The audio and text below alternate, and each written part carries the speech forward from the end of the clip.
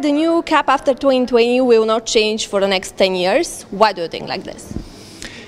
I think the reason is that we do not have time in the political schedule of the Parliament and the Council before the elections in the summer of 2019 to introduce and to complete a new reform of the CAP.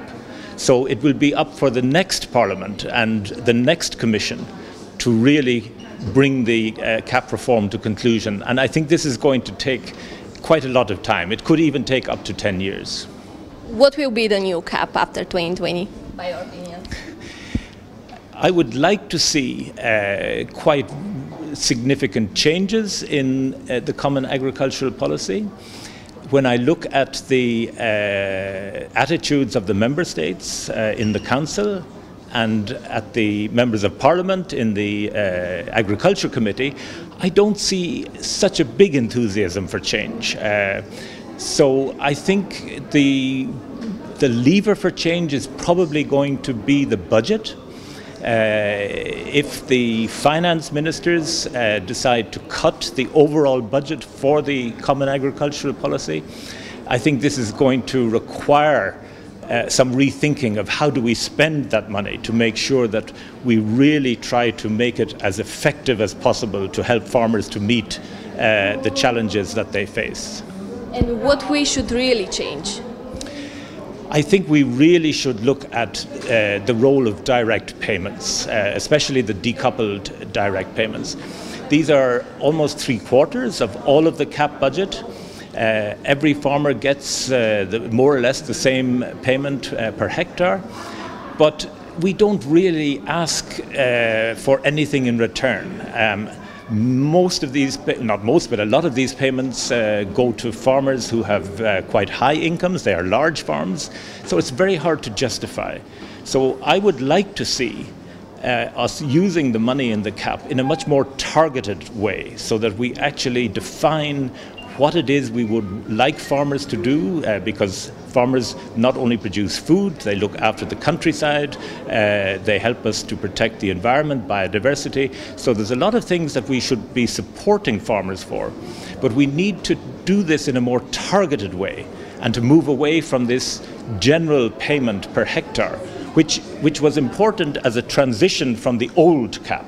But we now need to move on to the next stage of the CAP.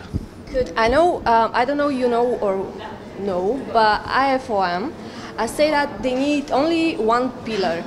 Do you think that this is really achievable?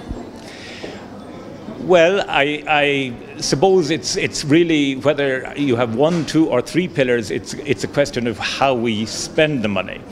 I would be in favor of moving to the single pillar, because I think we should be trying to spend the money in a more programmed way, which is what we do in the Pillar 2.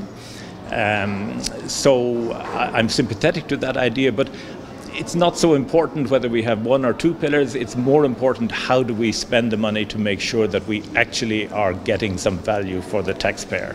The key issue is to have more targeting. For example, in the last reform, the big change was to introduce a greening payment. So 30% of the direct payments are used to encourage farmers to farm in a more environmentally friendly way. But if we want to try to improve the environment, you need to actually take account of the fact that every farm is different. So you need to actually have interventions which are very specific to the farm, to the region. It differs from the next farm, from the next region. You need to have interventions which are very closely linked with advice, because very often this is a new concept for farmers, to farm for conservation, for nature protection, and not only for food production.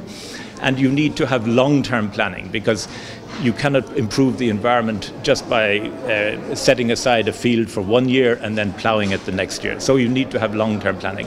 So all of these requirements are better met if we use the Pillar 2 approach rather than to keep the greening in Pillar 1.